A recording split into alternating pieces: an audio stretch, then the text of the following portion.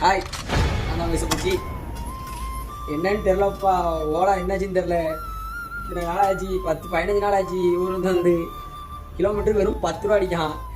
25 ரூபா அடித்தாதான் கட்டும். ஆக்சுவலி 20 ரூபா அடித்தாதான் எப்படி சொல்கிறது, நமக்கு டீசல், வண்டி தேய்மானம், சம்பளம், ஓலா கமிஷன் எல்லாம் போக நிற்கும். 10 ரூபா அடிக்கான். காலையில் மட்டும் தான் வண்டி ஓட்ட முடியுது. காலையில் கூட ஓட்டலை, வெறும் 700 தான் ஓட்டிட்டு வந்தோம். என்ன செய்யணும் தெரில. நாட்டு போனோம்னா நம்ம பேர் ஊருக்கு தான் போகணும்னு நினைக்கிறேன். இதில் வேறு டியூ, இன்சூரன்ஸு, அதுக்கப்புறம் எஃப்சி, டேக்ஸு எல்லாம் போக தாளித்து தள்ளுது. ஏன்டா வண்டி எடுத்துன்னு குழம்பு வச்சிரும் போல.